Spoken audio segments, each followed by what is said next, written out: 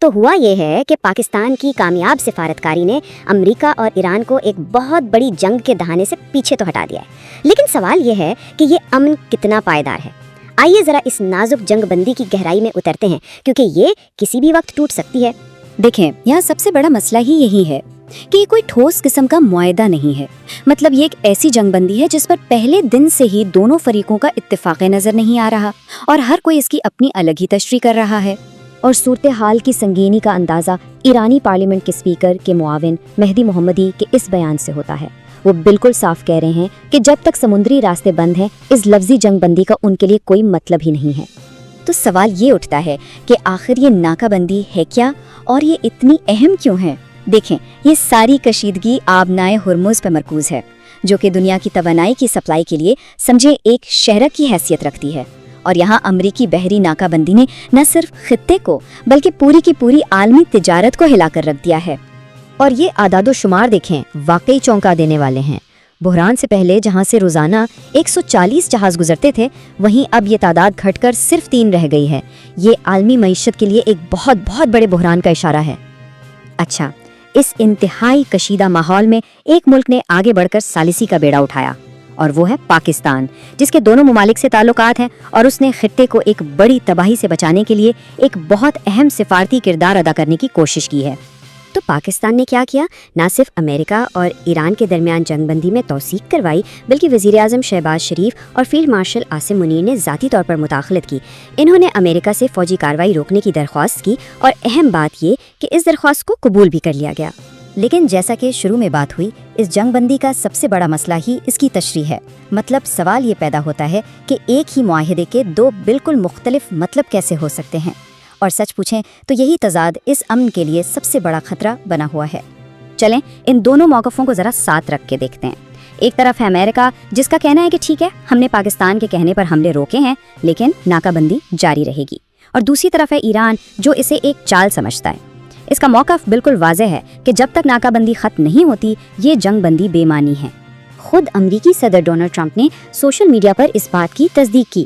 انہوں نے کہا کہ یہ اقدام پاکستان کی اعلیٰ قیادت کی درخواست پر ہی کیا جا رہا ہے، لیکن اس کے فوراً بعد ہی ایران کی طرف سے ایک انتہائی سخت جواب آیا۔ سیدھا کہہ دیا گیا کہ ہارنے والا فریق شرائط طے نہیں کر سکتا۔ یہ بیان اصل میں دونوں ممالک کے درمیان گہری بد اعتمادی کو ظاہر کرتا ہے۔ اور یہ جو بد اعتمادی ہے نا، یہ صرف بیانات تک محدود نہیں ہے۔ سفارتی کوششیں اپنی جگہ، لیکن زمین پر ایسے اقدامات ہو رہے ہیں جو کشیدگی کو کم کرنے کے بجائے مزید بھڑکا رہے ہیں۔ تو الفاظ کچھ بھی کہیں، اصل کہانی تو اعمال بتا رہے ہیں، اور وہ کہانی بالکل مختلف ہے۔ ذرا اس ٹائم لائن پر نظر ڈالیں، یہ ایک خطرناک چکر بن گیا ہے۔ امریکہ ایک ایرانی آئل ٹینکر پکڑتا ہے تو جواب میں ایران اقوام متحدہ چلا جاتا ہے، پھر امریکہ نئی پابندیاں لگاتا ہے، اور اس کے جواب میں ایران بدلہ لینے کا اعلان کر دیتا ہے۔ مطلب ہر عمل کا ایک فوری رد عمل آ رہا ہے۔ اور ہاں، یہ صرف دھمکیاں نہیں ہیں۔ امریکہ نے حال ہی میں ایران کے فوجی نیٹ ورک سے جڑے 14 نئے افراد اور کمپنیوں پر پابندیاں لگا دی ہیں۔ اس سے اقتصادی دباؤ میں ایک واضح اضافہ ہوا ہے۔ تو آخر ان پابندیوں کا مقصد کیا ہے؟ امریکی محکمہ خزانہ کے مطابق حکمت عملی بہت سیدھی سی ہے۔ وہ ایران کی مالی صلاحیتوں کو اس حد تک کمزور کرنا چاہتے ہیں کہ اس کے لیے اپنی فوجی اور اقتصادی سرگرمیاں جاری رکھنا ہی مشکل ہو جائے۔ اچھا، اس بڑھتی ہوئی کشیدگی کے بیچ عالمی برادری بھی خاموش نہیں بیٹھی ہے۔ دنیا بھر سے آوازیں اٹھ رہی ہیں کہ بھئی اس مسئلے کا حل جنگ نہیں بلکہ سفارت کاری ہے۔ مثال کے طور پر سعودی عرب نے پاکستان کی کوششوں کی کھل کر حمایت کی ہے۔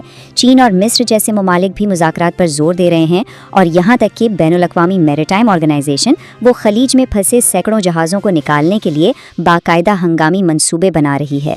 لیکن ان تمام کوششوں اور عالمی حمایت کے باوجود حقیقت یہ ہے کہ امن کی یہ صورتحال انتہائی غیر مستحکم ہے۔ جو بنیادی مسئلہ ہے نا، یعنی ناکہ بندی اور بد اعتمادی، وہ ابھی تک وہیں کا وہیں کھڑا ہے۔ اور یہ تعطل بالکل واضح ہے۔ ایران کہتا ہے پہلے ناکہ بندی ختم کرو پھر بات ہوگی، جبکہ امریکہ کا کہنا ہے کہ ناکہ بندی تو جاری رہے گی، آپ اپنی تجویز دیں۔ اور اسی ڈیڈ لاک کی وجہ سے سارا سفارتی عمل مکمل طور پر رکا ہوا ہے۔ اور ظاہر ہے جب سفارتکاری کے دروازے بند ہوتے ہیں تو پھر جنگی تیاریوں میں اضافہ ہو جاتا ہے۔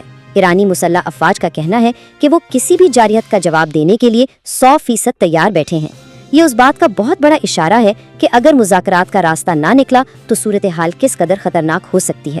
تو اب سب سے بڑا سوال یہی ہے کہ اس مہازارائی کا انجام کیا ہوگا؟ کیا سفارتکاری کی کوششیں غالب آئیں گی یا خطے میں ایک اور تباہ کن تنازع کا آغاز ہو جائے گا؟